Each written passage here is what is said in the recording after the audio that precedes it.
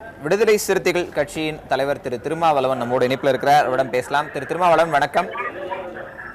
வணக்கம். ஏற்கனவே நான் செய்திகளில் சொன்னது போன்று தமிழக தலைமைச் செயலாளர் மத்திய உள்துறை செயலாளருக்கு இப்படி ஒரு கடிதத்தை எழுதியிருக்கிறார். இது ஒரு சட்ட விளக்கத்தை தமிழக அரசு வழங்கியிருக்கிறது என்று புரிந்து கொள்ளும் அதே வேளையில் அவர்கள் விடுதலையை நோக்கிய வாய்ப்புகளை சற்று வேகப்படுத்தியிருக்கிறது தமிழக அரசு என்று எடுத்துக்கொள்ளலாம் என்றும் ஒரு பார்வை முன்வைக்கப்படுகிறது. உங்கள் பார்வை என்ன?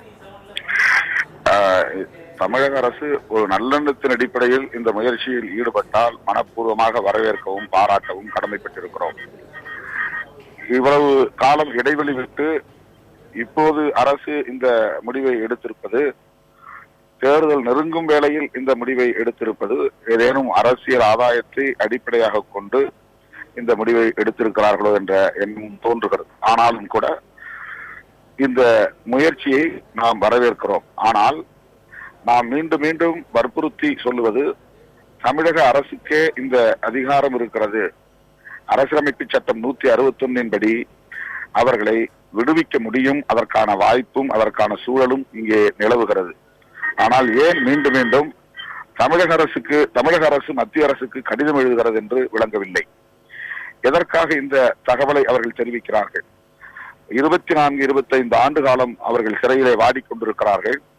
அதிலும் குறிப்பாக நளினி அவர்கள் இந்திய சிறை வரலாற்றிலேயே 25 ஆண்டு காலம் ஒரு பெண்மணி சிறையில் இருப்பது நளினி மட்டும்தான்.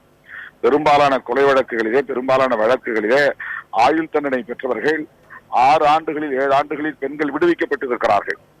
ஆனால் இந்த வழக்கில் அவர் ஏற்கனவே மரண தண்டனையிலிருந்து ஆயுள் தண்டனையாக குறைக்கப்பெற்று நீண்ட காலமாக இருக்கிறார்.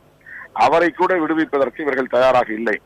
எனவே காங்கிரஸ் ஆட்சியின் போது இவர்கள் கடிதம் எழுதினார்கள். இப்போது பாரதிய ஜனதா ஆட்சியின் போதும் கடிதம் எழுதுகிறார்கள். இப்படி கடிதம் எழுதி காலம் தாழ்த்துவது எந்த வகையிலும் ஏற்புடையதல்ல. இப்போதும் கடிதம் எழுதுறது அப்படின்னு சொல்றீங்க. ஆனால் மற்ற கடிதங்களுக்கும் இந்த கடிதத்துக்கும் ஒரு வேறுபாட்டை பார்க்க முடிகிறது. ஏன்னா உச்சநீதிமன்ற தீர்ப்பில் CRPC 435 கன்கரன்ஸ்ங்கிற விஷயத்துக்கான புது விளக்கம் வழங்கப்பட்டது 2/12/2015. அந்த விளக்கத்தின் அடிப்படையில் நிலைப்பாட்டை அறிவிக்கிறதுல என்ன தப்பு இருக்க போது? அப்ப மற்ற கடிதங்களோட இதை ஒப்பிட்டு இது அரசியல் எப்படி சொல்ல முடியும்?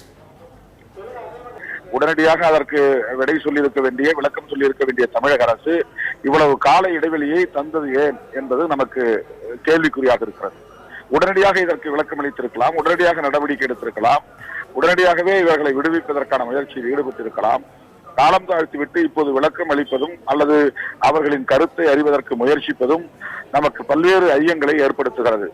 இப்போதும் அவர்கள் அரசியல் ஆதாயத்தை பெற்றாலும் கூட பரவாயில்லை, அதனால் அவர்களுக்கு லாபம் கிட்டினாலும் பரவாயில்லை. ஆனால் அந்த 7 பேரையும் உடனடியாக விடுதலை செய்ய வேண்டும் என்பதுதான் எல்லோருடைய கருத்தாகவும் இருக்கிறது. விடுதலை செய்வதிலும் அதைத்தான் வற்புறுத்துகிறோம்.